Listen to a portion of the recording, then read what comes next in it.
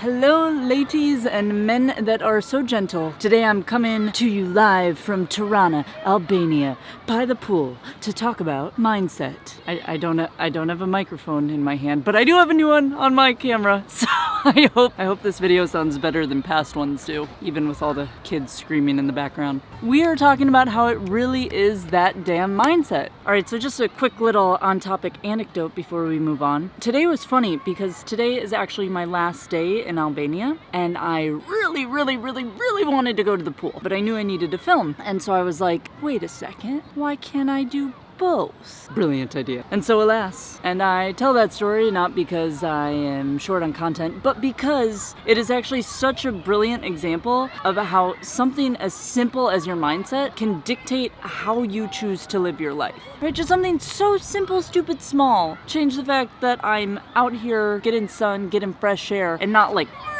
cramped up in my room talking to y'all. Oh, is it getting dark out here, or is it just my perception? No, it's the clouds.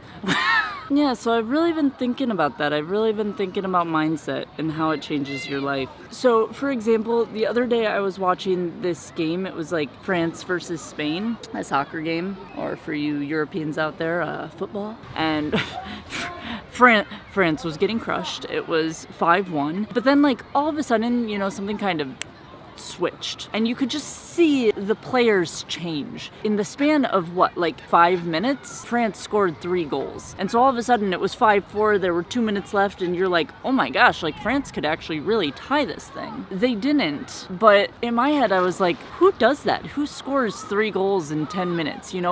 Who almost comes back from being down 5-1? It's people who believe they can win. That's who. And it's funny because keeping a positive mindset, a mindset that really believes your possibilities are limitless, that's something I really have sort of kind of rebelled against a little bit. And I think it's because you find it so much in the self-help manifestation side of YouTube in the world that it kind of feels like icky and woo-woo to me. And so part of me wants to be like, all that over there, me over here.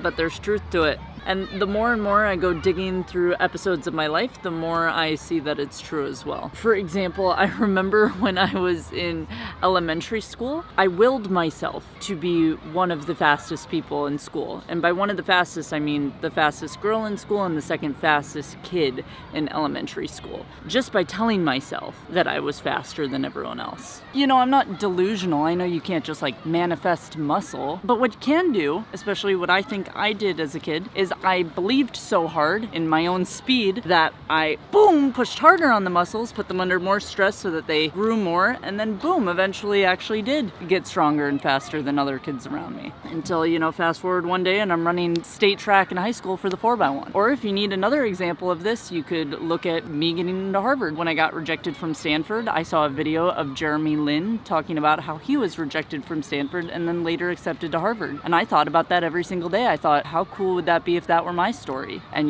I don't necessarily believe that you can just send out thoughts to the universe and it gives it to you, but what I do believe is that I had that thought running in the back of my head when I went for my Harvard interview, and then you sure as heck better believe that when I was talking that I was acting as somebody who was destined to go to a school like that, because it was something my mind already believed had sort of happened for me. Oh, you want another example? Why don't we talk about how I grew my YouTube to over 100,000 subscribers? That was not on accident. That was something I sat down, I deliberately wrote out letters to myself at 5,000 subscriber, yes or no, 10,000 subscriber, yes or no, 100,000 subscriber, yes or no. I even still have one for 1 million subscriber, yes or no. She exists, she just isn't here yet. She's just a little late to the party. But I didn't know how to do business. I just knew how to really believe in myself. And then when I would go to bed at night, I'm sure my brain, my subconscious, figured out a way to do it for me. Oh, the wind is starting, the universe is agreeing. Just kidding. I only believe in the universe up to an extent. I mean, heck, you can even chalk up my downfall on YouTube to the exact same thing. It's when I stopped believing in myself. It's when I started getting negative. But it's funny because I recently created a vision board for myself about 3 months or so ago. And since then, I've started seeing everything I put on there start to happen for me. It didn't just magically happen. I put in systems to make it happen, but it's like, wow, really, if you put it in your mind's eye, if you give your mind a bullseye, it will try to hit it. Which is funny because it actually reminds me of this one time I was playing beer pong with one of my friends, and I kid you not, when I started playing beer pong, I was so bad at the beginning of the night that like people were trying to avoid being on my team, but by the end of the night, I had beaten every single person in that room. And what changed is that in the beginning of the night, I didn't have any practice, but every single shot I took, I told myself, we are the best beer pong player in the entire world, and we can get this little ball into that stupid little cup. Wouldn't you know it? Boom. One after one after one, the balls just started going in. I mean, I was almost unbeatable. There wasn't even a chance to play against me because I wasn't allowing a chance. The ball didn't go anywhere else. And this was a girl who never plays beer pong. There is something to telling your brain that you can do it. And heck, if you can't get that positive, at least there's something to not telling your brain that you can't do it. You feel? And as another example, before I came here, one of my friends told me, hey, I don't know if you're going to be able to film at that pool because I don't know if they'll like people filming in public. But wouldn't you know it? I'm here and the video's done. And I'm about to go swim. Ah! Who says you can't have it all? Who says? Ciao.